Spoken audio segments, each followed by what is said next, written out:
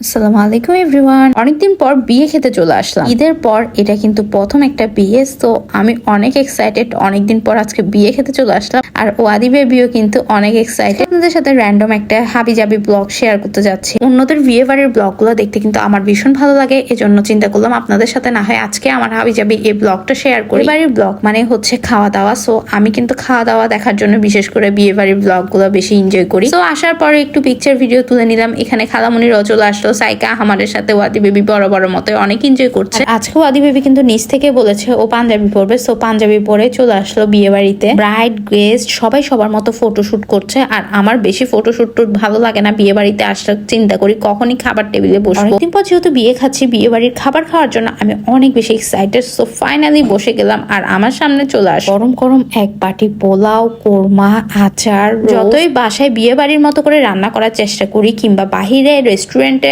যতই খাবার খাই না কেন, এই বিয়ে বাড়ির অথেন্টিক স্বাদ কিন্তু আসলে কোথাও পাওয়া যায় না। হতে পারে কিছু রেস্টুরেন্টের স্পেসিফিক কিছু বিয়ে বাড়ির খাবারের স্বাদের সিমিলার হয়, কিন্তু সেম টু সেম এই স্বাদটা ভাই কোথাও পাওয়া যায় না। আমার সাথে একমত আছেন অবশ্যই জানাবেন। বিয়ে বাড়িতে গেলে খাবারের টেবিলে বসে কি আর ভিডিও করব, যখনই হচ্ছে ক্যামেরায় দেখে দেখে খাবার খেতে থাকে, আশেপাশে সবাই হা হয়ে আমার দিকেই তাকিয়ে থাকে। তাকিয়ে থাকলে থাকুক, আমার কিচ্ছু আসা যায় না, কারণ আমি যেহেতু ফুড ব্লগার, আমার কিন্তু এভাবে খাবার দাবার খেয়ে আপনাদেরকে দেখাতেই হবে, এটাই আমার কাজ। আছে খাবারের মেনুর মধ্যে মাটন কোরমা আর ফিশ কারিটা অসাধারণ হয়েছে, খুব মজা করেই খেয়েছি। খাওয়া দাওয়া করার পরে এখন আবারও চলে আসলাম একটু ফটোশুট করতে। পেট শান্তি তো দুনিয়া শান্তি। যখনই বিয়ে বাড়িতে আসি না কেন, আমি আগে মেন কাজটা সেরে নেই, মানে খাওয়া দাওয়া সেরে নেই, তারপরে হচ্ছে যে বাকি সব ফটো পিকচার সব। এদিকে কিছু আমাকে ভালোবাসে এরকম কিছু ভালোবাসার মানুষের সাথে দেখা হয়ে গেল, অসংখ্য ধন্যবাদ আপনাদের। দেখা হলে যখনই আপনারা আমার সাথে কথা বলতে ছুটে আসেন, সত্যি এটা অন্যরকম একটা ভালো লাগা কাজ করে। আবার অনেকে কিন্তু কথা বলতে লজ্জা পান, আমি বলবো দেখা হলে